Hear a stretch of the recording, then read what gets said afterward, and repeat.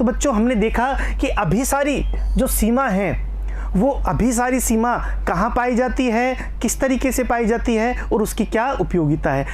अब इसमें आगे देखेंगे बच्चों हम अभिसारी सीमा की क्रियाविधि।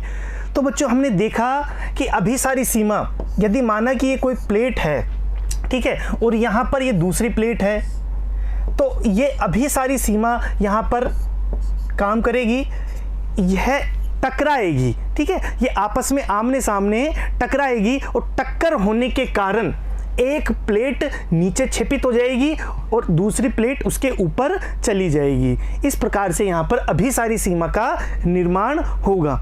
अब बच्चों मैंने ये भी बताया था आपको पिछली क्लास में कि कौन सी प्लेट क्षेपित होगी और कौन सी प्लेट क्षेपित नहीं होगी। तो यहाँ पर मैंने बताया था जिस प्लेट का घनत्व अधिक होगा वो प्लेट क्षेपित होगी, वो प्लेट नीचे जाएगी। यदि दोनों बराबर है, दोनों का घनत्व बराबर होने पर वेग जिस प्लेट का ज़्यादा होगा वो प्लेट क्षेपित होगी। यदि यहाँ पर भी दोनों की स्थिति समान है बच्चों, तो जो छोटी प्लेट होगी वो नीचे जाएगी, वो यहाँ पर क्षेपित होगी। तो माना कि बच्चों दो प्लेट है, दो प्लेट आपस में टकरा रही है, ठीक है, तो यह प्लेट क्षेपित होगी। माना कि इस प्लेट का क्षेपण होगा और इस प्लेट का क्षेपण इस प्रकार से होगा और यहाँ ये प्लेट इसके ऊपर इस प्रकार से चढ़ जाएगी, ठीक है बच्चों। और चढ़ने के बाद यहाँ पर जो इस धरातल पर, ठीक है बच्चों, इस धरातल पर जो मलबा है, ठीक है, जो मलबा है वो यहाँ पर बन जाएगा, इकट्ठा हो जाएगा और इसके बाद ये प्लेट जो नीचे दुर्बलता मंडल में चली गई बच्चों, ऊपर स्थल मंडल और नीचे दुर्बलता मंडल, तो स्थल मंडल के नीचे जाने पर, क्योंकि ये क्षेपित हो गई, नीचे चली गई, तो नीचे जाने पर यह मेग्मा बन जाएगी। अर्थात बच्चों यदि स्थल मंडल के नीचे जाएं, नीचे यदि कोई भी चीज़ जाती है तो इतने अधिक तापमान के कारण क्या होगा, वहाँ पर मैग्मा का निर्माण हो जाएगा।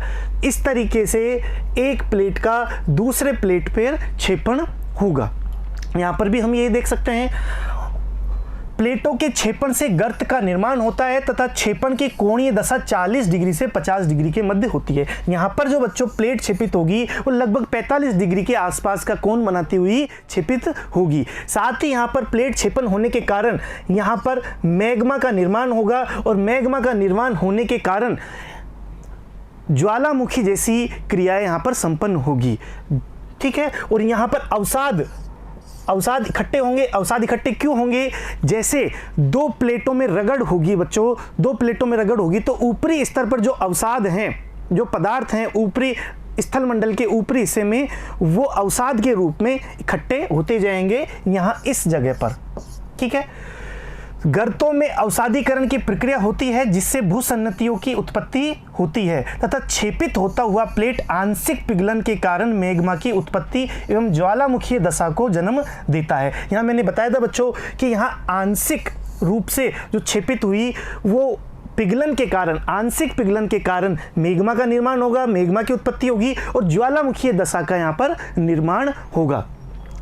जो विस्फोटक होते हैं तथा मैग्मा बेसाल्ट के पृथक्कीकरण के कारण एंडीसाइटिक होता है। तो बच्चों यहाँ पर किस प्रकार से एंडीसाइटिक बेसाल्ट का निर्माण होगा और वो कैसे होगा, ज्वालामुखी के रूप में यहाँ पर हमें दिखाई देगा। साथ ही यहाँ अवसादीकरण की क्रिया होगी, दोनों प्लेट जहाँ पर टकराएगी, जिस जगह पर टकराएगी उसके ऊपरी स्तर पर अवसादों का इकट्ठा हो जाएगा, अवसादों का इकट्ठा होना स्टार्ट हो जाएगा और अवसादीकरण की यहाँ पर प्रक्रिया देखी जाएगी। और यहाँ पर बच्चों क्या देखा जाएगा, यहाँ पर मैग्मा का पिघलन होगा, मैग्मा का निर्माण होगा। क्यों होगा, क्योंकि ये प्लेट नीचे चली जाती है और नीचे जाने के बाद दुर्बलता मंडल में चली जाएगी तो वहाँ पर मैग्मा का निर्माण होगा, आंशिक पिघलन होगा और ज्वालामुखी क्रिया यहाँ पर देखने को मिलती है। बच्चों जैसे कि हम जानते हैं ज्वालामुखी क्रिया क्या होती है, नीचे धरातल के नीचे से पृथ्वी के भूगर्भ में से लावा का निकलना, ठीक है, मुख्यतः क्या कहलाता है, ज्वालामुखी क्रिया। हालांकि ज्वालामुखी क्रिया इससे भी बड़ी एक संकल्पना है, लेकिन सामान्य रूप से देखें तो ज्वालामुखी क्रिया में क्या होता है, पृथ्वी के भूगर्भ में से लावा और दूसरे प्रकार के जो तत्व हैं, धूल है, गैस है, जल वाष्प है, इन चीज़ों का निकलना ज्वालामुखी कहलाता है। तो इस प्रकार की क्रिया यहाँ पर देखने को मिलती है अभिसारी सीमा में। ठीक है बच्चों, इसके बाद देखते हैं हम गर्तों में अवसादों के संकुचन से अवसादी चट्टानों का वलन तथा उत्थान होता है। इन सभी क्रियाओं के योग को पर्वत निर्माण कहते हैं। जो यहाँ पर विभिन्न प्रकार की क्रिया हुई बच्चों, यहाँ पर ये एक प्लेट और यहाँ पर ये दूसरी प्लेट का क्षेपण, तो इस प्रकार की ये प्लेट इधर की ओर अग्रसर हो रही है, ये प्लेट इधर की ओर अग्रसर हो रही है। दोनों की जो दिशा है वो आमने सामने टक्कर के कारण एक प्लेट क्षेपित हो जाएगी और दूसरी प्लेट इसके ऊपर चढ़ जाएगी। और इसके पश्चात जो विभिन्न क्रियाएं होगी यहाँ पर, उन क्रियाओं के कारण ही पर्वतों का निर्माण होता है। तो यहाँ पर पर्वत निर्माण की अवस्था को भी आसानी से प्लेट टेक्टोनिक मेथड के द्वारा समझाया जा सकता है। विशेष रूप से बच्चों जो वलित पर्वत है उनको बहुत ही आसानी से यहाँ पर देखा जाता है। यहाँ तीव्र भूकंप, ज्वालामुखीय विस्फोट तथा वलित चट्टानों से निर्मित श्रेणियाँ उत्पन्न होती है। इसे विनाशात्मक किनारा कहते हैं क्योंकि क्रस्ट का विनाश हो रहा है। जैसे कि मैंने यहाँ पर बताया था, विनाश हो रहा है क्रस्ट का, यहाँ पर नीचे जाने के कारण, क्षेपण होने के कारण यहाँ पर विनाश हो रहा है और विनाश होने के कारण यह विनाशात्मक क्रिया है और क्रस्ट का क्या हो रहा है, विनाश हो रहा है। जबकि बच्चों अपसारी जो सीमा थी वहाँ पर क्रस्ट का निर्माण हो रहा था, जैसे कि हमने पिछली क्लास में देखा था। अपसारी सीमा में क्रस्ट का निर्माण हो रहा था और अभिसारी सीमा में क्रस्ट का विनाश हो रहा है। इस तरीके से हमने यहाँ पर देखा। इसके पश्चात बच्चों हम देखते हैं कि अभिसारी सीमाओं के पास 4 प्रकार के प्लेटों के अंतर संबंध देखे गए हैं। जो अभिसारी प्लेट है जो आपस में टकरा रही है वो 4 प्रकार से टकरा सकती है। एक है बच्चों महासागर और महासागर।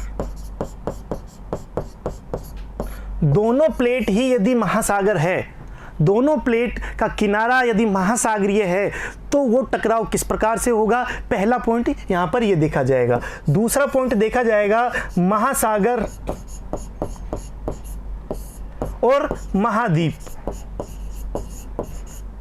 तो दूसरा प्रकार होगा बच्चों महासागर और महाद्वीप। एक तरफ महासागर है और दूसरी तरफ जो प्लेट है वो कैसी है, उसका किनारा कैसा है, महाद्वीपीय किनारा है। तो हम जानते हैं महासागर और महाद्वीपीय यदि किनारों के तहत यहाँ अभिसारी सीमा का निर्माण हुआ तो क्या कौन सी प्लेट क्षिपित होगी, महासागरीय प्लेट नीचे जाएगी क्योंकि उसका घनत्व अधिक है। ठीक है, और महाद्वीप प्लेट का घनत्व कम होने के कारण वो ऊपर चढ़ जाएगी और नीचे क्षिपित कौन सी होगी, महासागरीय प्लेट। इसके बाद बच्चों तीसरा होगा महाद्वीप और महाद्वीप। दोनों ही प्लेट महाद्वीपीय है, तब जाकर के उनमें टक्कर होगी तो किस प्रकार की चीज़ों का निर्माण होगा, कौन कौन सी क्रियाविधियाँ यहाँ पर होगी। और चौथा है होगा बच्चों द्वीपीय चाप। जो द्वीप होते हैं, द्वीपीय चाप और महासागर। ठीक है, द्वीपीय चाप और महासागर यदि आपस में टकराए तो किस प्रकार की क्रियाविधि, कौन कौन सी चीज़ों का निर्माण वहाँ पर होगा, ये चीज़ यहाँ पर देखेंगे। तो 4 प्रकार की प्लेटों का अभिसारी सीमाओं पर हमें यहाँ पर देखने को मिल सकता है कि किस प्रकार से यहाँ टक्कर इन दोनों में हो सकती है। पहला है महासागर महासागर, दूसरा है महासागर महाद्वीप, तीसरा है महाद्वीप महाद्वीप और चौथा है द्वीपीय चाप महासागर। 4 प्रकार की अभिसारी सीमाओं में टक्कर हो सकती है। पहला बच्चों इसमें देखेंगे हम कि महासागरीय बच्चों पहला हम देखेंगे महासागरीय टकराव। इसे हम दूसरा नाम भी दे सकते हैं द्वितीय चाप पर्वत निर्माण। द्वितीय चाप पर्वत निर्माण भी इसका नाम कह सकते हैं। और दोनों सागरीय प्लेटों में, जैसा कि मैंने बताया था बच्चों, दोनों सागरीय प्लेटों में जिस महासागरीय प्लेट का घनत्व ज़्यादा होगा वो क्षिपित हो जाएगी। जैसा कि यहाँ पर है, दोनों सागरीय प्लेटों में अधिक घनत्व वाला प्लेट क्षिपित हो जाता है। आंशिक पिघलन के कारण प्रथमतः ज्वालामुखी चाप का निर्माण होता है जो कि एंडेसाइट अथवा ग्रेनाइट मैग्मा होगा। तो बच्चों यहाँ पर देखने वाली बात क्या है कि यदि ये 2 प्लेट है, ठीक है, इसकी गति इस साइड है, इसकी गति इस तरफ है, दोनों की आपस में टकराहट होगी तो एक प्लेट नीचे क्षेपित हो जाएगी। क्षेपित होने के बाद यहाँ पर जो गर्त बना, बच्चों यहाँ पर जो गर्त बना, यहाँ पर अवसादों का इकट्ठा होना चालू हो जाएगा। अवसाद यहाँ पर इकट्ठा हो जाएंगे। और अवसाद कहाँ से आए? अवसाद इन प्लेटों के ऊपर से आए। जो ऊपरी स्तर पर प्लेट के ऊपर जो धरातल होता है वहाँ पर टक्कर होने के कारण अवसाद इकट्ठा होते जाएंगे। तो यहाँ पर अवसाद इकट्ठा होते गए बच्चों। साथ ही बच्चों यहाँ पर यह भी देखा गया कि यहाँ जो ये प्लेट दुर्बलता मंडल में गई, ठीक है बच्चों, ये प्लेट जब दुर्बलता मंडल में गई तो यहाँ पर मैग्मा का निर्माण हुआ। मैग्मा का निर्माण होने से ज्वालामुखी क्रियाओं के होने के कारण यहाँ पर एक इस प्रकार की संरचना का निर्माण होगा जिसे हम वल्केनिक आर्क, VA यहाँ पर मैं लिख देता हूँ, वल्केनिक आर्क या फिर ज्वालामुखीय चाप, वल्केनिक आर्क या फिर ज्वालामुखीय चाप, इस संरचना का यहाँ पर निर्माण होगा। यह पर्वतीकरण की संरचना यहाँ पर होने लग जाएगी, अर्थात पर्वतों का निर्माण यहाँ पर हो जाएगा बच्चों। और ये किस कारण से हुई है? यह मैग्मा के निर्माण के कारण से हुई है। मैग्मा का निर्माण क्यों हुआ है? क्योंकि बच्चों यह जो प्लेट है जो छेपित हुई है वह नीचे दुर्बलता मंडल में चली गई और दुर्बलता मंडल में जाने के कारण यहाँ पर मैग्मा का निर्माण हुआ। और मैग्मा का निर्माण हुआ तो ज्वालामुखी क्रिया होने के कारण वो यहाँ पर वल्केनिक आर्क या ज्वालामुखीय चाप का यहाँ पर निर्माण हुआ। इसके पश्चात बच्चों जब ये प्रोसेस चलने लग जाती है तो उसके बाद यहाँ अवसादों का जमाव होता है और उसके भार में वृद्धि होती है। ठीक है, उसके भार में वृद्धि होती है। भार में वृद्धि होने के कारण यहाँ पर शैलीकरण की प्रक्रिया भी चालू हो जाती है। शैलीकरण की प्रक्रिया होती है बच्चों चट्टानों का निर्माण। चट्टानों का निर्माण या सैलों का निर्माण भी यहाँ पर बनना चालू हो जाता है दबाव के कारण। ठीक है, विभिन्न प्रकार के यहाँ पर दबाव हुआ जो कि जमाव, यहाँ पर अवसादों के जो जमाव थे उनमें दबाव होने से शैलीकरण की प्रक्रिया, चट्टानों का निर्माण भी यहाँ पर होने लगा। बच्चों चट्टानों का निर्माण बहुत अधिक ताप और दाब में, अधिक दाब के कारण यहाँ पर बनता है। ठीक है, तो यहाँ पर हमने देखा कि ज्वालामुखीय चाप का निर्माण हुआ सबसे पहले। दूसरे चरण में गर्तों के अंदर अवसादों के जमाव से एवं उनके भार से शैलीकरण की क्रिया होती है। ज्वालामुखी क्रिया में बेसाल्ट के पृथक्कीकरण तथा महासागर के जल का दुर्बलता मंडल में जाकर जल वाष्प का मैग्मा के साथ मिलकर विस्फोटक रूप से ज्वालामुखी के रूप में निकलता रहता है। साथ ही बच्चों यहाँ पर बेसाल्ट का निर्माण होता है और यहाँ पर जो महासागरीय, क्योंकि प्लेट कौन सी है? महासागरीय है, और महासागरीय प्लेट होने के कारण यह जल नीचे जाता है और नीचे जाने पर अधिक गर्मी है, अधिक ताप होने के कारण वो जल वाष्प भी बनता है। तो जल वाष्प के साथ में जब लावा निकलता है तो बहुत तेज गति से आवाज करते हुए विस्फोटक रूप से वो निकलता है। ठीक है, विस्फोटक रूप से ये ज्वालामुखी निकलता है। लावा और जल वाष्प दोनों मिलकर के ये विस्फोटक रूप से ज्वालामुखी चाप का निर्माण यहाँ पर करते हैं बच्चों। ठीक है, इसके पश्चात बच्चों क्या होता है? यहाँ अधिक दबाव के कारण एक अवसादों से एक संरचना का निर्माण होता है जिसे कहते हैं एक्रिशनरी प्रिज्म। एक्रिशनरी प्रिज्म, यहाँ पर मैं AP इसको लिख देता हूँ। एक्रिशनरी प्रिज्म का निर्माण होता है, किस कारण से होता है? अधिक दबाव के कारण। अधिक दबाव के कारण जब यहाँ पर एक्रिशनरी प्रिज्म का निर्माण होता है अवसादों के, ठीक है, अवसादों से यहाँ पर एक्रिशनरी प्रिज्म बनता है और यहाँ पर वल्केनिक आर्क VA, तो दो पर्वतों की श्रेणियां यहाँ पर बनी, एक तो VA और एक AP। कुछ समय पश्चात बच्चों, कुछ समय पश्चात यह AP आगे चले जाता है और इसकी प्रोसेस पीछे की ओर हटने लगती है। अवसाद यहाँ पर कम पड़ने लग जाते हैं और ये पूरी प्रोसेस पीछे की ओर सरकने लगती है और यह AP आगे चला जाता है और यहाँ एक और AP बनने लग जाता है। एक्रिशनरी प्रिज्म एक और AP बनने लग जाता है और यहाँ पर AP बदल जाता है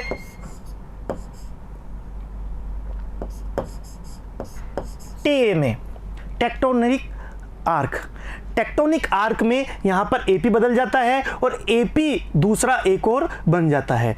इस प्रकार से 3 पर्वतों की श्रृंखला यहाँ पर बनती है। ठीक है, और इसके पश्चात जो ये मलबा हुआ, ठीक है बच्चों, यहाँ पर जो ये मलबा हुआ वो भी लगातार रूप से कम होता जाता है। ये जो गर्त है वो भी लगातार रूप से कम होता जाता है और यह 3 प्रकार की 3 समानांतर श्रेणियों का निर्माण यहाँ पर देखा गया है। ठीक है, तो यहाँ पर हमने ये चीज़ देखी। संपीड़नात्मक बलों के कार्य करने से अवसादी चट्टानों में वलन तथा उत्थान होता है, जिससे एक्रिशनरी प्रिज्म का निर्माण होता है। संपीड़नात्मक बलों के बढ़ने पर यह प्रिज्म विवर्तनिक चाप में परिवर्तित हो जाता है। जैसे कि मैंने बताया था बच्चों, यहाँ इस प्रकार से एक प्लेट इधर और एक प्लेट इधर, तो पहला इसके पिघलन के कारण हमने देखा VA वल्केनिक आर्क, ठीक है, या ज्वालामुखीय चाप का निर्माण हुआ। इसके पश्चात इसमें और ज़्यादा दबाव आया, वलन आया, उत्थान हुआ उन, ठीक है, अवसादी चट्टानों का, और यहाँ पर AP का निर्माण हुआ, जिसे हमने कहा एक्रिशनरी प्रिज्म। ठीक है, एक्रिशनरी प्रिज्म का निर्माण हुआ। कुछ समय संपीड़नात्मक बलों के और लगने से, और संपीड़नात्मक बल लगे बच्चों, संपीड़न और ज़्यादा हुआ, और ज़्यादा बलों का जब देखा गया यहाँ पर, तो यह AP किस में कन्वर्ट हो गया? यह परिवर्तित हो गया टेक्टोनिक आर्क में। ठीक है, और यहाँ एक और AP का निर्माण हुआ। ठीक है, एक और AP का निर्माण हुआ, एक्रिशनरी प्रिज्म का निर्माण हुआ, और इस प्रकार से 3 समानांतर पर्वतों का यहाँ पर निर्माण होने लगा। ये चीज़ हमने यहाँ पर देखी। जबकि गर्त में अन्य एक्रिशनरी प्रिज्म का निर्माण होता है और गर्त की आकृति छोटी हो जाती है, जिसे वेज गर्त कहते हैं, वेज या गर्त कहते हैं। और यहाँ पर लगातार रूप से इसकी आकृति जो गर्त था यहाँ पर वो छोटी होती जाती है। जो खड्डा बना था एक प्लेट का नीचे की ओर छेपित होने के कारण बच्चों, जो खड्डा बना था यहाँ पर, इस जगह पर यहाँ पर खड्डा बना था, वो धीरे धीरे छोटा होता जाता है और 3 समानांतर पर्वतों की श्रेणियाँ यहाँ पर देखी गई है। ठीक है, तो इस तरीके से संरचना यहाँ पर बनती है। टेक्टोनिक आर्क के दोनों तरफ द्रोणियों का निर्माण होता है, जिसे क्रमशः अग्रचापीय द्रोणी तथा पश्चचापीय द्रोणी कहा जाता है। ठीक है बच्चों, यहाँ पर जो टेक्टोनिक आर्क है, जिसे पहले AP बोला था, बाद में जाकर के वो TA या टेक्टोनिक आर्क बन गया, विवर्तनिक चाप जिसे हम हिंदी में बोलते हैं। इसके दोनों तरफ यहाँ पर भी एक द्रोणी बनी और यहाँ पर भी एक द्रोणी बनी। 2 पर्वतों के मध्य, ठीक है, द्रोणियों का निर्माण हुआ, जिसे बच्चों हमने यहाँ पर अग्रचापीय द्रोणी और यहाँ पर पश्चचापीय द्रोणी का नाम दिया। 2 प्रकार की द्रोणियाँ यहाँ पर टेक्टोनिक आर्क के दोनों तरफ बनी। ठीक है बच्चों, इस प्रकार द्वितीय चाप पर्वत निर्माण में क्रमशः ट्रेंच वेज, ठीक है, यहाँ पर मैं सभी संरचनाओं को एक साथ बता देता हूँ बच्चों।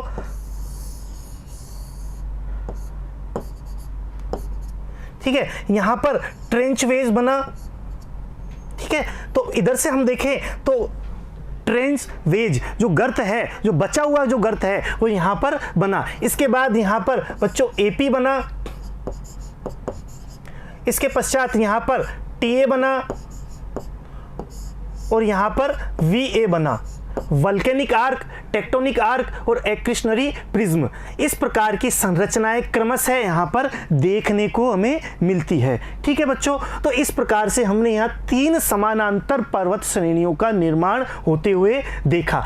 इसके बाद हम देखें बच्चों कि ज्वालामुखीय जो चाप है, ठीक है, जो ज्वालामुखीय जो चाप है वल्केनिक आर्क, इसमें और ज़्यादा, ठीक है, और ज़्यादा मैग्मा बनता है, बैथोलिथ की स्थिति बनती है और बैथोलिथ की स्थिति बनने के कारण इसमें और ज़्यादा उत्थान देखा गया है, जो वर्तमान में हिमालय में भी देखा जाता है। तो हिमालय जैसी संरचना 3 श्रेणियाँ, जो हिमालय हम लघु हिमालय, महान हिमालय और शिवालिक, यहाँ पर महान हिमालय, लघु हिमालय और शिवालिक 3 क्रमशः पर्वत श्रेणियों का निर्माण देखा जाता है। और साथ में यहाँ पर जो पठार है इसका भी उत्थान होता है, जिसे तिब्बत का पठार के रूप में हम कह सकते हैं। तो वर्तमान स्थिति यदि हम यहाँ पर देखें, वर्तमान स्थिति हिमालय की संरचना के जब हम अध्ययन करेंगे तो वहाँ पर भी हमें देखने को मिलेगा कि हिमालय की संरचना बिल्कुल इसी तरीके से हुई है। यहाँ पर ये प्लेट छेपित हुई है जो कि भारतीय प्लेट है, और यहाँ पर दूसरी यूरेशियन प्लेट जब टक्कर हुई दोनों में आपस में तो एक प्लेट नीचे चली गई। ठीक है, एक प्लेट नीचे जाने के कारण बच्चों यहाँ पर तिब्बत का पठार, यहाँ वृद्ध हिमालय और यहाँ पर लघु हिमालय और यहाँ शिवालिक जो श्रेणी है वो यहाँ पर निर्माण हुआ।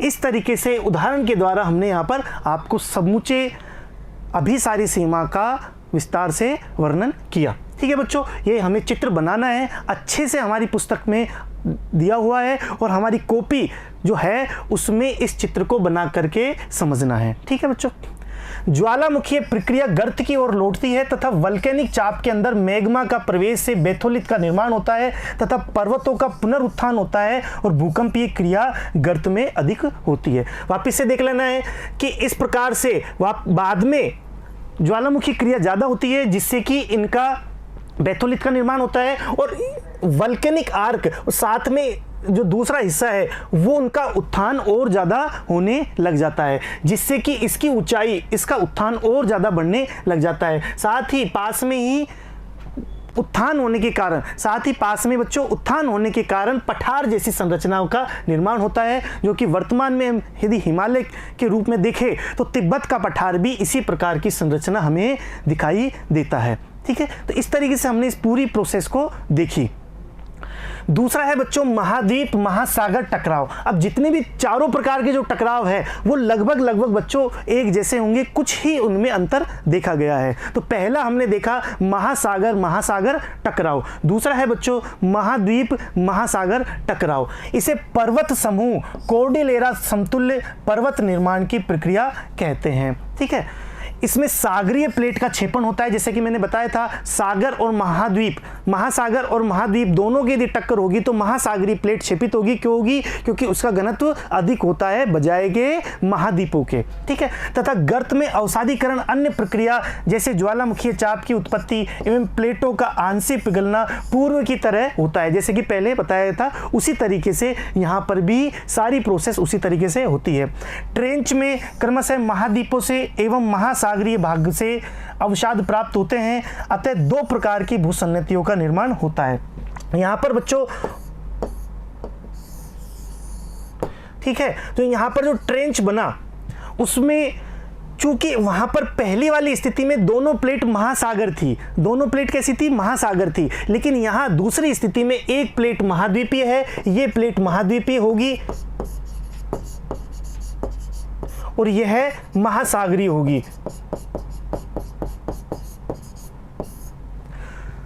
दोनों प्लेट अलग अलग होने के कारण बच्चों, दोनों प्लेट अलग अलग होने के कारण दोनों के अवसाद भी अलग अलग प्रकार के पाए जाएंगे। महासागरों में अलग प्रकार का अवसाद मिलेगा और महाद्वीपों में अलग प्रकार का अवसाद यहाँ पर प्राप्त होगा। इस कारण से अलग अलग भूसन्नतियाँ और अलग अलग हमें अवसाद प्राप्त होंगे।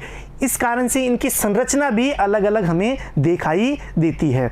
तो महासागर का जब टकराव होता है उनकी संरचना समान होती है क्योंकि दोनों प्लेट महासागरीय है, जबकि महाद्वीप और महासागर के टकराव में अलग अलग अवसाद प्राप्त होने के कारण उनसे बनने वाले जो संरचनाएं हैं, जो पर्वत है, जो भूसन्नतियां है बच्चों, वो भी अलग अलग पदार्थों की प्राप्त होती है। ठीक है, अभी यह दो प्रकार की होती है, एक तो है मायोजियोसिंक्लाइन जिसमें महाद्वीपीय अवसाद प्राप्त होते हैं और एक है इयोजियोसिंक्लाइन जिसमें महासागरीय अवसाद प्राप्त होते हैं। इनको नाम दे दिया। तो मायोजियोसिंक्लाइन होता है महाद्वीपीय अवसाद जिनमें प्राप्त होते हैं और इयोजियोसिंक्लाइन होता है जिसमें महासागरीय अवसाद प्राप्त होते हैं। सो सिंपल सी बात है, चूंकि अवसाद की प्रकृति में अंतर है अतः इनमें उत्पन्न वलित श्रेणियों की संरचना अलग अलग होती है। गर्त में टेक्टोनिक आर्क तथा एक्रिशनरी प्रिज्म निर्मित होते हैं तथा समानांतर श्रेणियों का उदय होता है। इसका प्रमुख उदाहरण एंडीज व रॉकीज पर्वत है। ठीक है, तो इस प्रकार की जो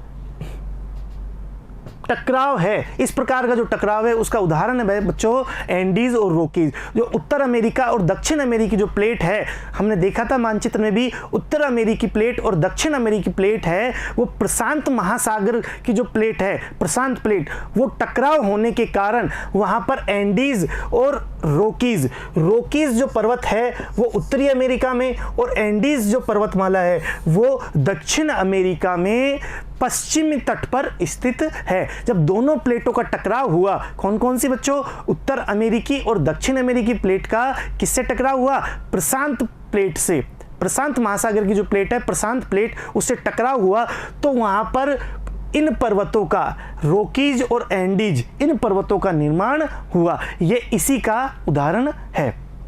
इसके पश्चात है बच्चों तीसरा महाद्वीप का टकराव। यदि दोनों ही प्लेट महाद्वीप प्लेट हो तो क्या होगा?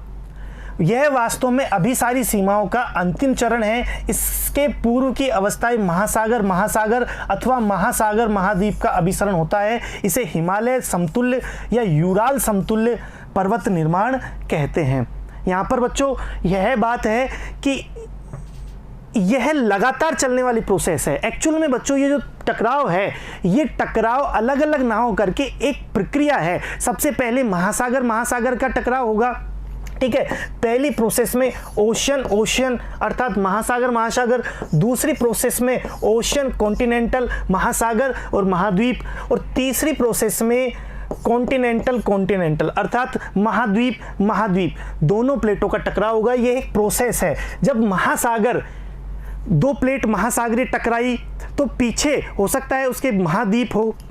यदि ये प्लेट हुई बच्चों, ठीक है, और इसकी गति इस साइड है, तो पूरी प्लेट महाद्वीप हो या महासागरीय हो ये जरूरी नहीं है। हमने प्लेटों में देखा था पीछे वाला हिस्सा या कहीं और हिस्सा उसका महाद्वीप हो सकता है और आगे जो सीमांत क्षेत्र है, ठीक है, वो महासागरीय हो सकता है और इसके उल्टा भी हो सकता है। तो किसी भी प्रकार की चीज हुई वो आखिर में जब नष्ट होती है तो पीछे वाला हिस्सा आगे आ जाता है। यदि यहाँ पर हमने देखा ये महासागर है और ये हिस्सा महाद्वीप है, स्थल खंड है, महाद्वीप है, तो जब ये हिस्सा खत्म हो जाएगा और इसकी गति इस साइड है और अभिसारी सीमा का निर्माण हो रहा है, अभिसारी सीमा के कारण ये टकरा रही है, तो जब इसका हिस्सा धीरे धीरे खत्म होगा नीचे जाकर के, तो आखिर में जाकर के धीरे धीरे महाद्वीप भी आ जाएगा। ठीक है बच्चों, ये समझ में आया हमारे। जब महाद्वीप आ जाएगा तब वो प्लेट कैसी होगी, महाद्वीपीय प्लेट हो जाएगी। जबकि इससे पहले वो कैसी थी, महासागरीय प्लेट थी। तो एक प्लेट जब जा रही है, उनमें टक्कर हो रहा है, तो धीरे धीरे उसके पीछे वाला हिस्सा भी आगे आ जाएगा और जब महासागरीय हिस्सा खत्म हो जाएगा तब वो महाद्वीपीय प्लेट कहलाएगी। इस प्रकार से यहाँ पर एक प्रोसेस चलती है। और हिमालय बच्चों, हिमालय और यूराल पर्वत, इनका टकराव भी इसी प्रकार से हुआ है। टेथी सागर की उत्पत्ति हमने देखा था बच्चों, गोंडवाना लैंड और अंगारा लैंड जब दोनों अलग हुए थे तो वहाँ टेथी सागर की उत्पत्ति हुई थी और उस टेथी सागर के कारण ही आज वर्तमान में हिमालय का निर्माण हुआ है। उसी के अलावा यहाँ यूरोप और एशिया दोनों के मध्य जो यूराल पर्वतमाला है, विशेष रूप से रूस नामक जो देश है वहाँ पर यूराल पर्वतमाला है, वहाँ पर उसका निर्माण, पहले दोनों अलग अलग थे, बाद में जाकर के धीरे धीरे दोनों मर्ज हो गए और यूराल पर्वतमाला यहाँ पर निर्माण हुई। तो तीसरा हमने देखा महाद्वीप का टकराव। प्रोसेस बच्चों सभी की समान है, जितनी भी टक्कर है, चारों टक्कर हमने देखी, उनकी प्रोसेस बिल्कुल समान है लगभग। ठीक है। इसके बाद है हिमालय की उत्पत्ति प्रक्रिया में टेथी सागर के समुद्री प्लेट का क्षेपण या विनाश हुआ। वर्तमान में यह प्रायद्वीपीय खंड एवं यूरेशिया के भूद्रव्यमान के लैंडमास का टकराव हो रहा है। ठीक है। तो जब टेथी सागर और यूरेशियन प्लेट का टकराव हुआ, साथ में हमारी जो भारतीय प्रायद्वीपीय जो प्लेट है हमारी, वो आगे यूरेशियन प्लेट से टकराई और टकराने के बाद दोनों में अभिसारी सीमा के तहत उसमें टक्कर हुई और हिमालय पर्वत का निर्माण हुआ और दोनों प्लेट मिल गई। ठीक है। और जिससे टेथी सागर बंद हो गया। टेथी सागर तो पहले था, वो वहां पर बंद हो गया। ठीक है। चूंकि महासागरीय क्रस्ट खत्म हो चुके हैं, अतः ज्वालामुखी प्रक्रिया यहाँ पर बंद हो गई है। जो हम देख रहे हैं, जो हिमालय में है, हिमालय जो क्षेत्र है वहाँ पर ज्वालामुखी क्रियाएं आजकल नहीं होती है। क्यों नहीं होती है? क्योंकि महासागरीय जो क्रस्ट था वो खत्म हो गया है और अब वर्तमान में महाद्वीपीय क्रस्ट ही रह गया है। तो भारत का प्रायद्वीपीय भारत का जो हिस्सा है बच्चों, वो यूरेशियन जो प्लेट से टकराया, पहले महासागर था, आगे टेथिस सागर के रूप में। तो महासागरीय प्लेट जब टकराई, उस वजह से मैंने बताया था बच्चों, जब सागरीय प्लेट टकराएगी वहां पर ज्वालामुखी क्रिया ज़्यादा होगी, वहीं पर ही ज्वालामुखी क्रिया ज़्यादा होती है। महाद्वीपों के टकराने से ज्वालामुखी क्रिया नहीं होती है। क्यों नहीं होती? लेकिन बच्चों ज्वालामुखी प्रक्रिया जरूर बंद हो गई, क्योंकि यह महासागरीय प्लेट ना रह करके अब महाद्वीपीय, दोनों प्लेट कैसी है? अब महाद्वीपीय प्लेट है। इस वजह से ज्वालामुखी प्रक्रिया तो बंद हो गई, लेकिन भूकंप की प्रक्रिया अभी भी आती है, क्योंकि अभी भी टकराव है, अभी भी उसमें क्रियाएं होती है। इस वजह से भूकंप तो आते हैं इस हिमालयी क्षेत्र में, जैसे कि हम सुनने को मिलता है, लगातार रूप से भूकंप आते हैं, लेकिन ज्वालामुखी प्रक्रिया यहाँ पर इस क्षेत्र में बंद हो चुकी है। पर्वत निर्माण की शेष क्रिया पूर्व की भांति होती है। जो पर्वत निर्माण की जो दूसरी क्रियाएं हैं वो पहले की तरह होती है। हिमालय समतुल्य पर्वत निर्माण के अंतिम दशा में महाद्वीपों के टकराने से अवसादों का वलन एवं उत्थान तीव्र होता है तथा दोनों महाद्वीपीय खंड आपस में टकराकर जुड़ जाते हैं, जैसे कि मैंने बताया, और एक वृहद महाद्वीप का निर्माण होता है। इस प्रकार महासागरीय क्रस्ट के विनाश पर महाद्वीपीय क्रस्ट का निर्माण होता है, जैसे कि मैंने बताया। तो महासागरीय क्रस्ट तो नीचे दब गया और उसका विनाश हो गया और महाद्वीपों का निर्माण हो गया।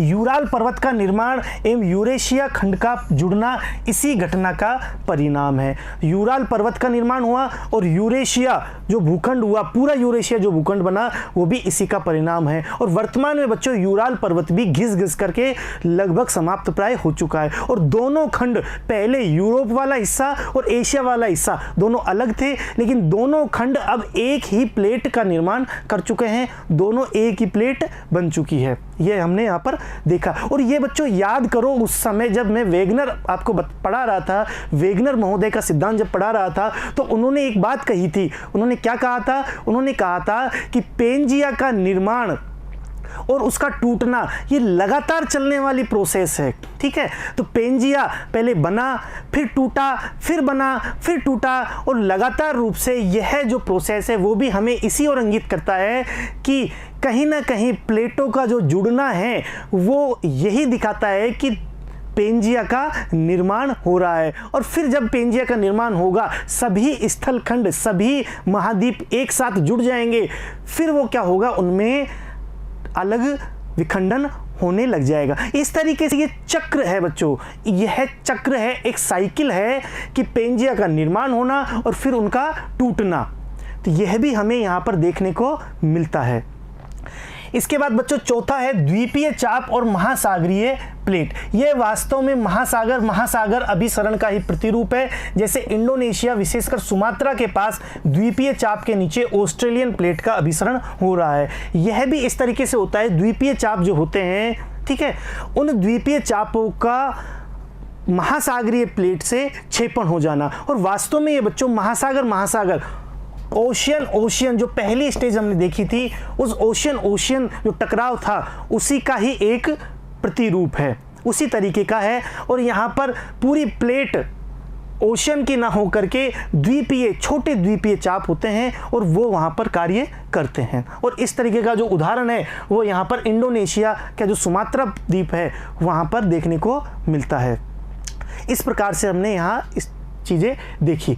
तो दूसरी जो सीमा थी, पहली सीमा बच्चों, हमने पहली जो सीमा थी अपसारी सीमा, दूसरी सीमा थी अभिसारी सीमा,